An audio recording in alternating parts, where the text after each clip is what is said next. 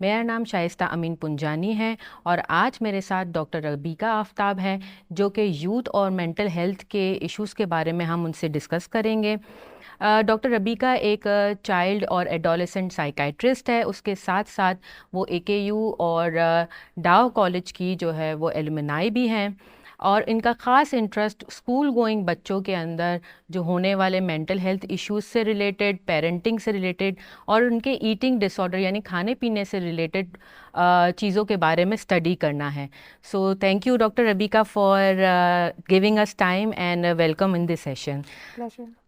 कैसी हैं आप? Alhamdulillah, I'm good. How are you doing? I am fine, thank you. सबसे पहला जो हमारा सवाल है, हम Mhm. इस बात से आगाज़ करेंगे कि अक्टूबर के महीने में वर्ल्ड मेंटल हेल्थ डे मनाया जाता है। Mhm.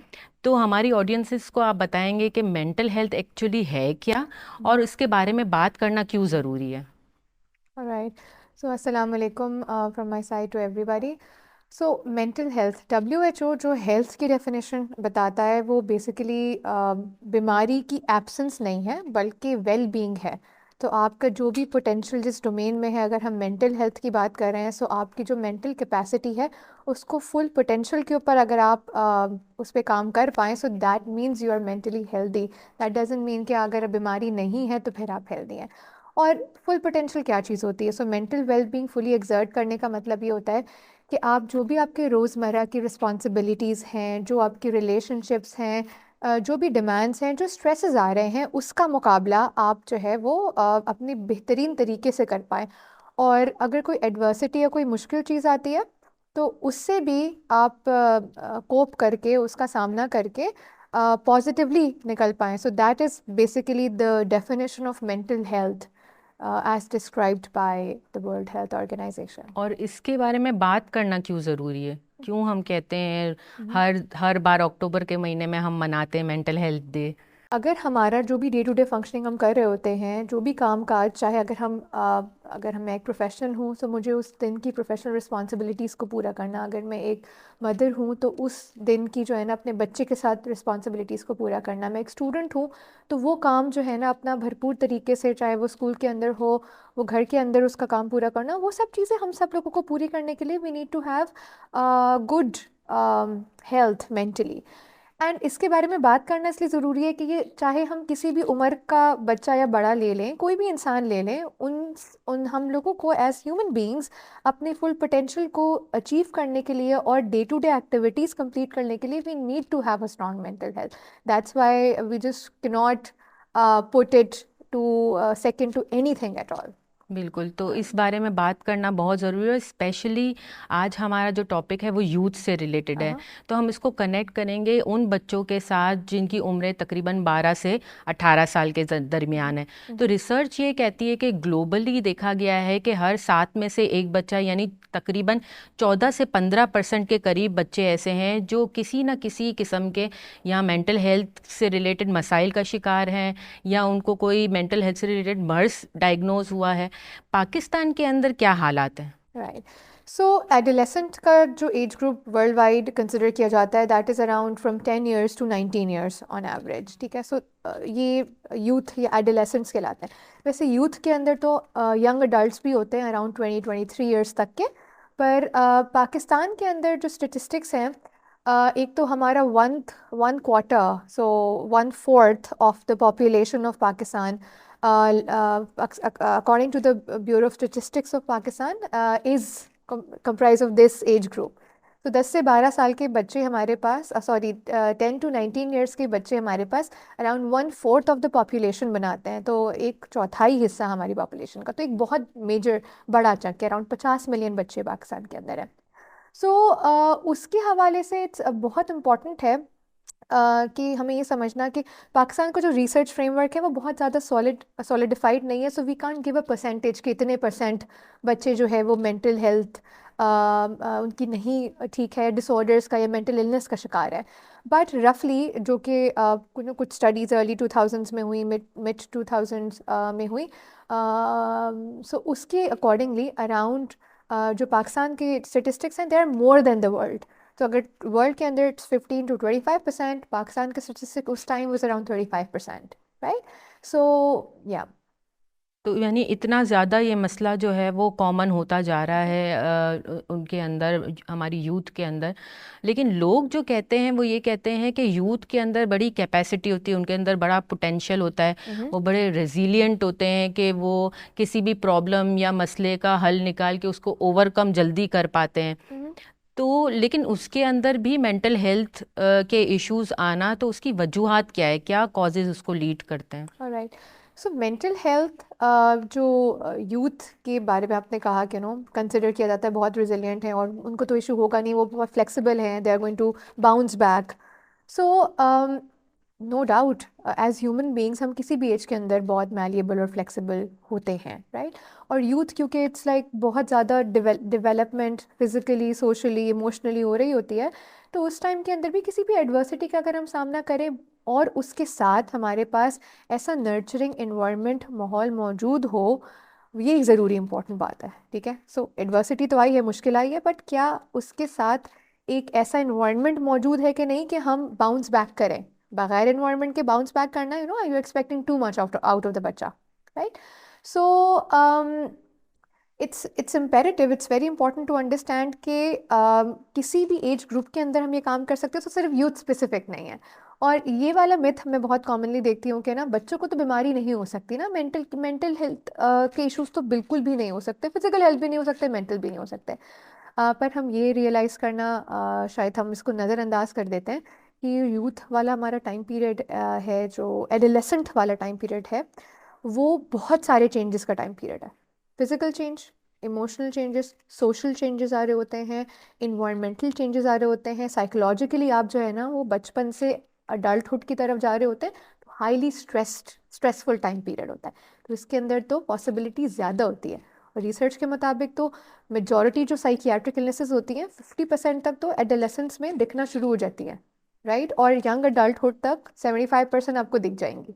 ओके। सो स्टेटिस्टिक्स बिल्कुल इस बात के खिलाफ, जो दे से अगेंस्ट इट कम्प्लीटली। ओके। तो जैसे आपने इन्वायरमेंट की बात की कि जो हमारा माहौल है जहाँ पर हम रहते हैं, या हमारा जो सोशल सर्कल है, या हमारा जो कल्चर है, वो कितना बच्चों की मेंटल हेल्थ पर इम्पैक्ट करता है। और आई वांट कि आप स्पेसिफिकली इसमें सोशल मीडिया इम्पैक्ट भी ज़रूर हमें बताएं। सो किसी भी मेंटल इलनेस को का होना जो है, जो कॉज होता है, यूजुअली वो कोई सिंगल कॉज नहीं होता। मेरी क्लिनिक में बहुत फ्रीक्वेंटली आकर पेरेंट्स पूछते हैं कि क्यों हुआ हमारे बच्चे के साथ, या मेरे इवन अडल्ट के साथ ऐसा क्यों हुआ।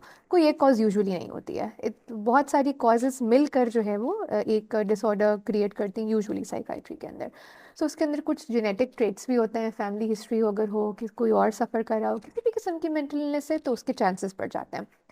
अम, अगर के कोई क्रॉनिक इलनेसेस से बहुत बच्चा फॉर एनी रीज़न, बहुत सारे बच्चे होते हैं क्रॉनिक इलनेसेस चल रही होती हैं उनको, तो उसका शिकार उनके अंदर चांसेस बढ़ जाते हैं बिकॉज स्ट्रेस ज़्यादा है, राइट। फिर सोशली और इन्वायरमेंटली इम्पॉर्टेंट फैक्टर्स होते हैं, जैसे कि इन्वायरमेंट के अंदर स्ट्रेस बढ़ जाना। सो आजकल अगर आप देखें जिस तरह से ज़माना प्रोसीड कर रहा है, सो बहुत हाईली स्ट्रेसफुल चीज़ें हमें नज़र आती हैं, चाहे वो इकोनॉमिक क्राइसिस हो। अब इकोनॉमिक क्राइसिस का डायरेक्ट इम्पैक्ट बच्चों पे इस तरह पड़ता है बिकॉज उनके पेरेंट्स पे पड़ता है, so hence the children are also involve.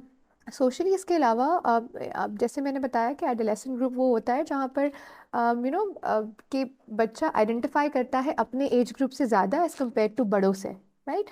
सो वो चीज़ चेंज हो रही होती है, तो अगर सोशलाइजेशन में, पीयर ग्रुप के अंदर, फ्रेंड सर्कल के अंदर कोई चेंज आया, उसके ऊपर बड़ा इम्पैक्ट पड़ना है। सो ये इम्पॉर्टेंट फैक्टर्स हैं जो कि डायरेक्ट डिसऑर्डर्स के साथ कनेक्टेड नहीं है, मगर एक एक केओस उससे क्रिएट होता है that can lead to, if you have risk factors otherwise, which is a positive history in your family, which is if you're using any कोई नशा व चीज़ का अगर आप इस्तेमाल कर रहे हैं, सब्सटेंस यूज़ है, पढ़ाई के अंदर difficulties is a very major area. तो एकेडमिक डिफ़िकल्टीज तो एज बढ़ रही होती है, डिमांड्स बढ़ रही होती हैं, एक्सपेक्टेशंस बढ़ रही होती हैं, आपको करियर चूज़ करना पड़ता है, एकेडमिक डिमांड्स बहुत ज़्यादा सिग्निफिकेंट बढ़ जाती हैं। सो वो एक हाई स्ट्रेस पीरियड होता है जो कि इसके अंदर ईजिली कॉन्ट्रीब्यूट करता है। And then this is the time period जब बच्चे प्यूबर्टी हिट करते हैं, राइट। सो प्यूबर्टी के अंदर physical changes, hormonal changes, it's emotional changes, all of those are faced. So hence all of these combined can have a very significant impact on a child's uh, likelihood of having an illness per se. तो जैसे हम कहते हैं कि बहुत दफ़ा ये देखा गया है और लोग इस बात को एसोसिएट भी करते हैं कि बच्चे का सोशल मीडिया का यूजेज ज़्यादा Right, है, right, तो क्या वो भी इम्पेक्ट कर रहा है कोई बिहेवियर चेंज पर और देन अल्टीमेटली कोई मेंटल हेल्थ इश्यूज को क्रिएट हो सकता है? right.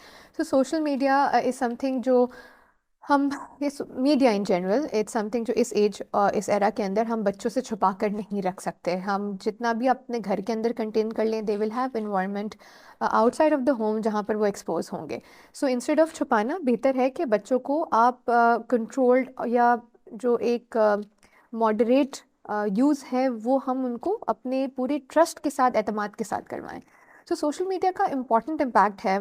रिसर्च वर्ल्ड वाइड ये बताती है हमें कि इस एज ग्रुप में सोशल मीडिया का इस्तेमाल फॉर एनी पर्पस, चाहे वो सोशलाइजेशन हो, चाहे वो नॉलेज गेन करना हो, चाहे वो कंपेयर करना हो अपने आप को, जितना ज़्यादा सोशल मीडिया की साइट्स बढ़ती जा रही हैं, हमें एविडेंस और रिसर्चेस बताती जा रही हैं कि बच्चों का रिस्क बढ़ जाता है अगर कि वो अपने आप को कंपेयर कर रहे हो in any manner, comparing how do they look, in comparing what facilities उनके पास, क्या फैसिलिटीज़ हैं, बाकी दुनिया के पास क्या फैसिलिटीज़ हैं. तो जब ये कंपैरिजन होता है, यूजुअली रिसर्च के मुताबिक उससे ज़्यादा एडवर्सिटी आने के चांसेस होते हैं यूज़ में. अदरवाइज अगर वो सिर्फ मोबाइल फ़ोन की स्क्रीन इस्तेमाल कर रहे हैं, it's not itself extremely detrimental if used in moderation. So हर चीज़ को मॉडरेशन के साथ इस्तेमाल करना, रूल्स रेगुलेशंस के साथ इस्तेमाल करना, अंडर चेक इस्तेमाल करना इस डेवलपमेंटल पीरियड के लिए बहुत यूज़फुल हो, बिल्कुल, आपने इम्पॉर्टेंट है. बहुत अच्छी बात की कि एक सुपरविजन जो है वो पेरेंट्स का बहुत ज़रूरी है इस एज ग्रुप में, ताकि वो उनको डिफ़ाइन कर सके कि कौन सा कंटेंट जो है ना वो राइट टू यूज़ है, कौन सा रॉन्ग टू यूज़ है, तो वो उसके अंदर डिस्क्रिमिनेशन का एक इम्पैक्ट जनरेट करना. दूसरा ये है कि जब हम इस टॉपिक को भी फाइनल कर रहे थे तो बहुत सारे पेरेंट्स से हमारी बातचीत हुई, तो ये आइडेंटिफाई हुआ एक कम्युनिकेशन गैप के पेरेंट्स को नॉर्मल टीनेज बिहेवियर और कोई रिस्की जो टीनेज बिहेवियर होते हैं, ऐसे रवैये जो ख़तरनाक हो सकते हैं, उसमें डिफरेंस करने में बहुत मसला होता है. तो मैं चाहती हूँ कि आप इस बारे में ज़रूर बताएं हमें. Thank you so much Shaista for bringing this, ये क्वेश्चन लेकर आने के लिए, बिकॉज क्लिनिक के अंदर कई दफ़ा पेरेंट्स जब एडोलेसेंट्स के साथ आते हैं तो वो बहुत दफ़ा नॉर्मल बिहेवियर्स को जो है ना वो उनके लिए परेशानी का बायस होता है, तो वो परेशान होकर आते हैं. सो इसलिए हमें डेवलपमेंटली समझने की ज़रूरत है कि नॉर्मल क्या होता है इस एज ग्रुप के लिए बच्चों में. सो टीन एज के लिए ऐसे जिसके पास भी टीनेजर होगा घर के अंदर, they would agree to it के रिबेलियन, डिफाइंस, अगेंस्ट करना. आपने कोई चीज़ बोली है, भाई मुझे ये तो नहीं काम करना, मुझे उसके अलग काम करना है, ये या चीज़ उलट बहुत काम कॉमन, करना. उलट काम करना है, वो चीज़ बहुत कॉमनली प्रेजेंट होती है. चिड़चिड़ाहट, irritability, mood fluctuation, mood swings, अचानक ज़्यादा खुश भी हो रहे हैं, उदास भी, मतलब खामोश भी जा रहे हैं अचानक से. विड्रॉल, कि थोड़ा सा अपने आप को किनारा कशी इख्तियार कर रहे हैं, बहुत ज़्यादा इन्वॉल्व नहीं हैं जिस तरह से वो पहले अपने पेरेंट्स के साथ इन्वॉल्व हुआ करते थे. सो वो बहुत इम्पॉर्टेंट एक ड्रास्टिक चेंज आता है जो पेरेंट्स को बहुत डिफ़िकल्टी होती है एक्सेप्ट करने में कि ये क्या हो रहा है. एंड देन एक और मेजर शिफ्ट होता है कि अलायंस उनकी अपने फ्रेंड्स के साथ ज़्यादा होती है और पेरेंट्स और फैमिली मेम्बर्स के साथ कम हो जाती है.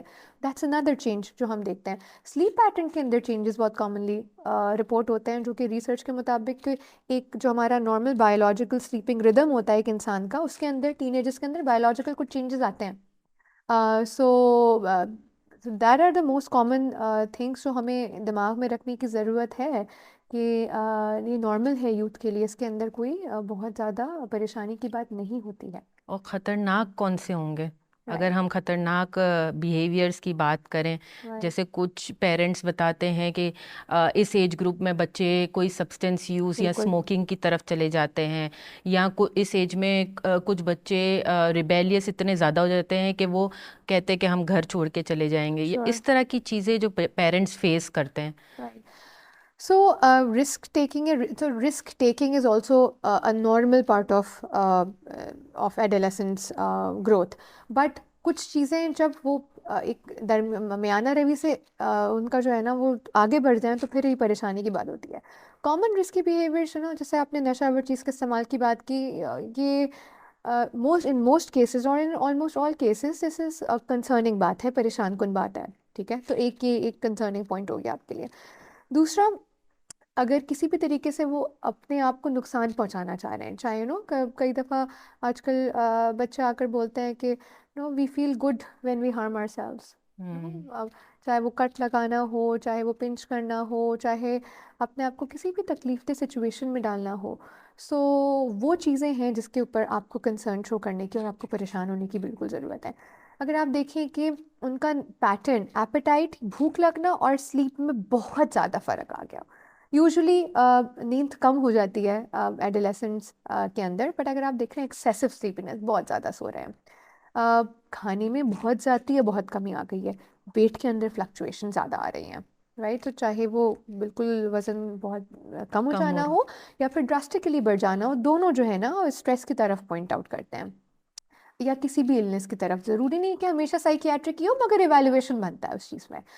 अदरवाइज और जो परेशान कुन चीज़ें हैं, जो पेरेंट्स को, जो रेड फ्लैग्स हैं जो पेरेंट्स को दिमाग में रखने चाहिए, वो ये कि बिल्कुल आइसोलेट कर लिया उन्होंने अपने आप को, फ्रेंड से भी बात नहीं कर रहे हैं, अकेले रहना बिल्कुल बहुत ज़्यादा पसंद कर रहे हैं। एकेडमिक्स के अंदर बहुत मैसिव चेंजेस आ गए हैं, बहुत ज़्यादा डिक्लाइन आ गया है, राइट। सो अचानक से आ गया है, आपको समझ नहीं आ रहा व्हाट इज़ हैपनिंग, सो उस पर कंसर्न होने की बात है। अगर आपको लगता हो कि उनके जो मूड है या इंटरेस्ट है, not mood particularly but interest, उनको कोई चीज़ बहुत अच्छी लगती थी, बिल्कुल करना छोड़ दी, दिलचस्पी नहीं उसके अंदर। So these are the common thing जिस पे आप परेशान हो। या वो ऐसी नाउमीदी की बातें कर रहे हैं कि बेहतर है मैं मर जाऊं तो अच्छा है, ज़िंदगी ख़त्म हो जाए, अपने आप को मार लूं, ये सुसाइडल आइडिएशन या फिर death wishes, these are the things जिस पे आप जो है वो परेशान होना चाहिए। और इसके लिए उनको कोई प्रोफेशनल हेल्प की ज़रूरत होती है। राइट। सो देखिए, जब आप परेशान हैं कि ये रिस्क है, तो ऑब्वियसली इट्स इम्पॉर्टेंट कि टेक अ प्रोफेशनल हेल्प उस टाइम। जो मैंने अभी आपको सारे रिस्क की चीज़ें बताई हैं, उसके लिए एक एक अपॉइंटमेंट, एक बात करना आपके लिए हमेशा यूज़फुल होगा। ज़रूरी नहीं है कि हमेशा आपको कोई बहुत ड्रास्टिक मेजर ही या ट्रीटमेंट की तरफ ही जाना पड़े किसी भी सॉर्ट की, बट एक मशवरा लेना आपकी चीज़ों को सिंप्लीफाई कर सकता है, आसान बना सकता है। बिल्कुल, अगर वो काउंसलर के पास भी जा सकते हम्म, हैं, हम्म, फिर वो साइकोलॉजिस्ट के पास भी जा सकते हैं। अगर इन केस कोई इस तरह की हम्म, मेजर फाइंडिंग होती तो फिर वो लोग साइकेट्रिस्ट वगैरह के पास भी जो है वो रेफर आउट करते हैं। राइट। इसमें सोसाइटी के भी बड़े मिसकंसेप्शंस होते हैं मेंटल हेल्थ से रिलेटेड, स्पेशली यूथ के अंदर के। फॉर एग्जांपल कोई बच्चा मिसबिहेव कर लेता है तो कुछ पेरेंट्स उनकी साइड लेके ये अपोलोजाइज कर लेते हैं कि अभी तो वैसे ही ये बच्चा अग्रेसिव नहीं है, लेकिन अभी इसके हार्मोनल चेंजेस हो रहे हैं ना, तो इस वजह से ये ऐसा हो रहा है। तो क्या वाकई में हार्मोनल चेंजेस का इतना इम्पैक्ट पड़ता है बच्चे की मेंटल हेल्थ पे या मूड स्विंग्स पे? सो डायरेक्टली हार्मोनल चेंजेस का मैसिव इम्पैक्ट ऐसा नहीं है कि आप जो भी तब्दीलियां देख रहे हैं एडोलेसेंस में, सारी की सारी हार्मोन की वजह से हैं। जैसे मैंने कहा है कि मल्टी फैक्टोरियल ये सारी चीज़ें होती हैं, कोई एक कॉज, एक हतमी वजह नहीं होती इन सब इलनेसेस या डिसऑर्डर्स की। तो ये बात दिमाग में रखना इम्पॉर्टेंट है। एंड हर चीज़ कंट्रीब्यूट करती है। सो जैसे कि सिर्फ और सिर्फ academic pressure may not be enough.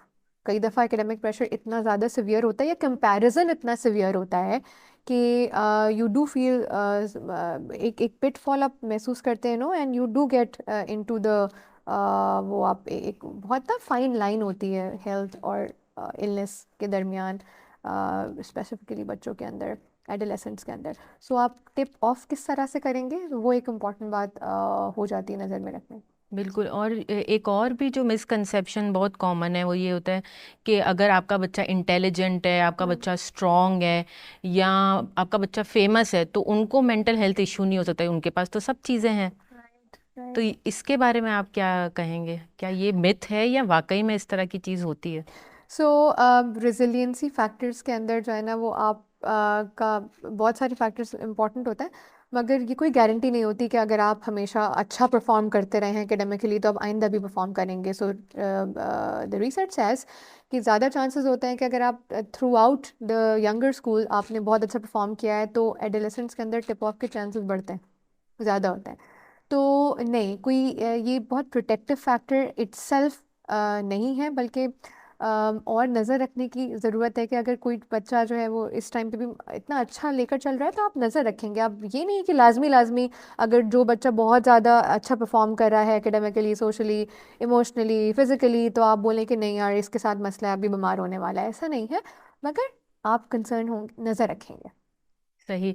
और एक मिसकंसेप्शन हो सकता है, आपने भी सुना हो, मैं आपकी राय जानना चाहती हूँ कि अगर घर के अंदर कोई साइकोलॉजिस्ट या साइकेट्रिस्ट है तो उनके बच्चे मेंटल हेल्थ का शिकार नहीं हो सकते।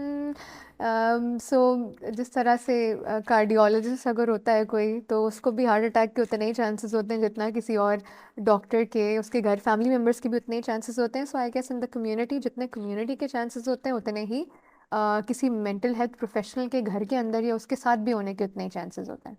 बिल्कुल। तो और जैसे कि हमने आपके क्लिनिक के बारे में हम जब बात कर रहे थे, तो क्या आपने वहाँ पर कोई इस तरह के कॉन्फ्लिक्ट्स वगैरह देखे हैं जो वालिदैन और बच्चों के दरमियान जो टीनेजर्स में हो रहे हों? जैसे कभी कभी ये होता है कि वो उनकी एक्सपेक्टेशन, जैसे आपने शेयर किया, कि ग्रेड से रिलेटेड होती है बिल्कुल। कि ये ग्रेड A+ ग्रेड क्यों नहीं आए या आप फर्स्ट क्यों नहीं आए। तो हम्म उसको किस तरीके से आप उनको, पेरेंट्स को हम एजुकेट करेंगे कि कैसे उसको हैंडल किया जाए? हम्म। देखिए, सबसे पहले ना पेरेंट्स का इस बारे में नज़रिया तब्दील करने की ज़रूरत है।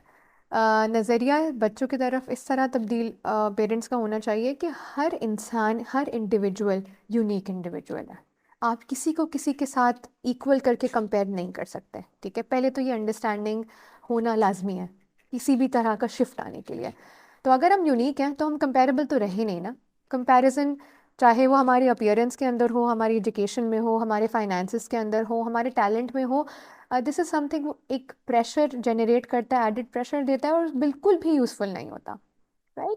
सो आप एफर्ट्स को अप्रिशिएट करें। बच्चे हार्ड वर्क कर रहा है, वो कोशिश कर रहा है हमेशा, I always tell the parents, results को छोड़िए, एफर्ट्स को अप्रिशिएट करिए। बिकॉज बहुत इंपॉर्टेंट चीज़ होती है कि हम सब एज इंडिविजुअल्स एफर्ट कर सकते हैं, रिजल्ट्स हमारे हाथ में नहीं होते। सो कंपैरिजन इज समथिंग जो बहुत कॉमनली होता है स्कूल्स के अंदर भी, घर के अंदर भी, चाहे कजन्स हो, फ्रेंड्स हो, बट मतलब हमें इसको अवॉइड करने की बहुत ज़रूरत है एज अडल्ट्स। बिल्कुल। और एक कम्युनिटी या सोशल एस्पेक्ट भी मैं आपसे डिस्कस करना चाहूँगी। अक्सर इस एज ग्रुप में बच्चा जो है उस चीज़ को कभी पॉजिटिवली ले पाता है, कभी नहीं भी ले पाता। जैसे बुलिंग वगैरह होती है या आपको कंपेयर किया जाता है, बॉडी शेमिंग की जाती है बच्चों की। तो उस चीज़ से रिलेटेड मैं चाहती हूँ कि हमारे जितने भी ऑडियंसेस हैं, आप उनको कुछ इस तरह का मैसेज दें कि वे कितना हद तक बच्चों के मेंटल हेल्थ पर अफेक्ट कर सकता है। राइट। सो बुलिंग या फिर जो किसी भी तरह की शेमिंग है, आई फील लाइक आप, दिस इज समथिंग, मैं पेरेंट्स को जो हमारे क्लिनिक में आते हैं उनको भी कहती हूँ कि आप दुनिया को रोक नहीं सकते हैं करने से। दो, इन एन आइडियल वर्ल्ड ये बिल्कुल भी नहीं होना चाहिए, मतलब बिल्कुल ममानियत होनी चाहिए इस चीज़ के ऊपर। मगर आपका इस वक्त सोसाइटी के ऊपर कितना जोर है ये हमें समझने की ज़रूरत है। सो आपको अपने बच्चे के लिए, क्योंकि पेरेंट्स के लिए हम ये सेशन कर रहे हैं, so this is important for parents to know कि अपने बच्चे की बैक पर रहें, उसका ख्याल करें, उसके साथ एक स्ट्रॉन्ग कनेक्शन रखें। बिकॉज बुलिंग या शेमिंग आप जितना भी प्रोटेक्ट कर लें, आप अगेन, शायद मैंने लास्ट टाइम भी बोला था कि आप सड़क बच्चे के लिए तैयार नहीं कर सकते, बच्चे को सड़क के लिए तैयार करना होता है, ठीक है? सो बच्चे की एक्सेप्टेबिलिटी ना हो बुलिंग और बॉडी शेमिंग की तरफ, you need to raise them that way. इस तरह से उनकी परवरिश करिए। अगर कोई उनके साथ बुलिंग हो रही है किसी भी कैपेसिटी के अंदर, raise them so strong and so confident that कि वो अपने आवाज़ उठा सकें इसके लिए, they are able to stand for themselves. Support them. Support them का कतन ये मतलब नहीं है कि आप जाकर सबसे लड़ाई करना शुरू कर दें स्कूल में जाकर कि इस बच्चे ने मेरे बच्चे को ये बोल दिया।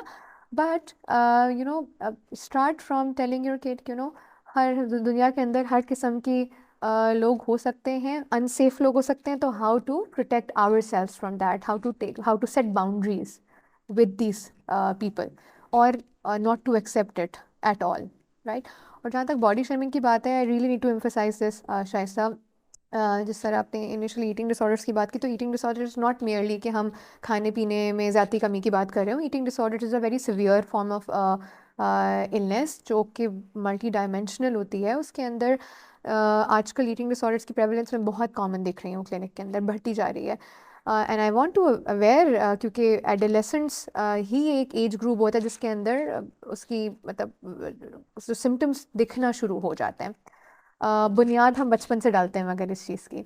सो बुनियाद किस तरह डलती है? Shaming, right. सो शेमिंग चाहे वो पेरेंट्स कर रहे हों, चाहे एक्सटेंडेड फैमिली कर रही हो, चाहे दोस्त कर रहे हो, कहीं से भी शेमिंग हो रही हो किसी भी किस्म की, चाहे वो कलर से रिलेटेड हो, आपकी कास्ट से रिलेटेड हो, अपीयरेंस से रिलेटेड हो, वेट से रिलेटेड हो, चाहे बहुत पतला है. सो मतलब अब अभी भी सोसाइटी में अभी हम जो अगर कोई बहुत वेट ज़्यादा है उसको कोई मोटा बोल देता है तो उसको शेमिंग समझा जाता है, पतला बोलते हैं तो शेमिंग नहीं समझते हैं. It is equally a shaming, right. So आप उसको इनकरेज करें कि पतला, अगर बहुत ही वजन कम है, थिन एंड लीन है तो बहुत अच्छा है, एक्सेप्टेबल है. गोरी स्किन है तो एक्सेप्टेबल है, अगर वीटिश है तो एक्सेप्टेबल नहीं है. सो ये कॉन्वर्जेशंस ना बहुत अर्ली एज से शुरू हो जाती हैं. So we need to, as parents, we need to be very mindful, बहुत ख्याल करना चाहिए. एंड रिसोर्सेज बहुत मौजूद हैं इंटरनेट के ऊपर, हमें हर चीज़ इस सेशन में कवर करने की भी ज़रूरत नहीं है. प्रोफेशनल्स मौजूद हैं, हर किस्म के प्रोफेशनल्स मौजूद हैं. So take help from wherever you want. If you don't know, आप समझ नहीं आ रहा आपके क्या करना है, तो हेल्प सीख करें. बट कमेंट्स इस तरह के वो बीज बोते हैं अर्ली एज से. एंड सिम्टम्स जो शो होते हैं, जो कंसर्निंग होते हैं, बच्चा जो है वेट ड्रास्टिकली चेंज होना, खाना जो है वो नहीं, सामने नहीं खा रहा है, छुपा कर खा रहा है, बहुत ज़्यादा वज़न के बारे में कॉन्शियस है, कैलोरीज़ के बारे में कॉन्शियस है, डाइट के बारे में कॉन्शियस है कि मुझे इतना ही खाना है, बस इससे ज़्यादा नहीं खाना. या ईटिंग डिसऑर्डर्स में समझा जाता है कि सिर्फ खाना रिस्ट्रिक्ट करना ही डिसऑर्डर है. देर आर ईटिंग डिसऑर्डर की टाइप्स जिसके अंदर बहुत ज़्यादा खाना या बहुत जल्दी जल्दी खाना, वो भी एक डिसऑर्डर है, राइट. सो अवेयर करें अपने आप को इन सब चीज़ों के बारे में. और जितना हम कमेंट कम करेंगे अपीयरेंस और चीज़ों के ऊपर, सो उतने चांसेस हैं कि इस चीज़ को हम प्रिवेंट कर सकें.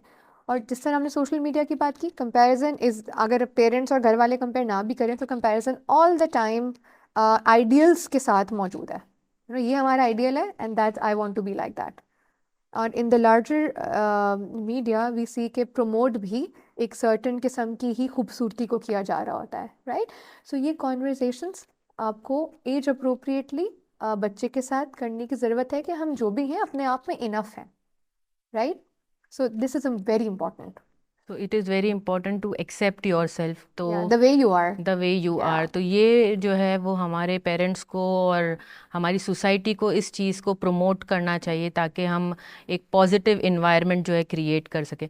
पॉजिटिव पेरेंटिंग के बारे में हम जानना चाहते हैं कि वो किस तरीके से पेरेंट्स करें. Right. So positive parenting, it's like कि इसके जो कंपोनेंट्स होते हैं, इट्स लाइक कि आप बच्चों को होल हार्टेडली एक्सेप्ट करें, यू नो, अनकंडीशनल लव दें, काइंडनेस दें, ग्रेस दें. ग्रेस का मतलब कि आप बेनिफिट ऑफ डाउट एंड माफ़ करें और बहुत नरमी के साथ सलूक करें. अब नरमी के साथ सलूक करने का, जैसे हमने लास्ट टाइम भी बात की थी, कतई ये मतलब नहीं है कि आप कोई बाउंड्री ना सेट करें, कोई रूल रेगुलेशन ना हो, जो बच्चा कह रहा है मान जाए. दिस इज़ ये डिज़ास्ट्रस है. जो बच्चे ने मुंह से बोला वो आपने पूरा कर दिया, वो आप बच्चों की जो जो रेस कर रहे हैं वो उनके लिए मुश्किल पैदा करेगी उनको. तो बिल्कुल बाउंड्रीज़ होनी चाहिए, मगर बाउंड्रीज़ के लिए आपको ना चिल्लाना, चीखना, सख्ती करना, मारना, डांटना, इसकी ज़रूरत नहीं होती है. आप काइंडली बहुत अच्छी तरह से फर्मली बाउंड्री पुट कर सकते हैं, तो वो करने की ज़रूरत होगी. बिल्कुल. और जिस तरह से आपने हमें बहुत सारी चीज़ों के बारे में एक्सप्लेन किया, यूथ की मेंटल हेल्थ से रिलेटेड उनके डिफरेंट एस्पेक्ट्स और कल्चरल, सोशल और इमोशनल और पेरेंटल एस्पेक्ट्स हमने एड्रेस किए. अब हम चाहते हैं कि आप सॉल्यूशंस की तरफ आएँ कि अगर इन ये चीज़ें हो रही हैं तो इन मिसाइल को हम प्रिवेंट कैसे कर सकते हैं, और दूसरा अगर देखें तो फिर क्या करना चाहिए. राइट. सो प्रिवेंशन के लिए बहुत बेसिक लेवल पर पेरेंट्स के लिए इम्पॉर्टेंट है कि बच्चे के साथ वेल कनेक्टेड रहें. अब वेल कनेक्टेड का कतई ये मतलब नहीं है कि वो जो जहाँ जहाँ सांस ले रहा है, जो कर रहा है, आपको सब पता होना ज़रूरी है. नहीं, कनेक्शन एक बहुत अच्छा तब होता है जब आपका ट्रस्ट भी हो बच्चे के ऊपर. ट्रस्ट कई दफ़ा ना सबूत के साथ नहीं आता, राइट. एंड रेसिप्रोकल ट्रस्ट होता है, राइट. सो चीज़ की निगाह रखें मगर स्पेस भी दें. वो चीज़ मैं देखती हूँ क्लिनिक के अंदर कि बहुत ज़्यादा चैलेंजिंग है या मिसिंग है.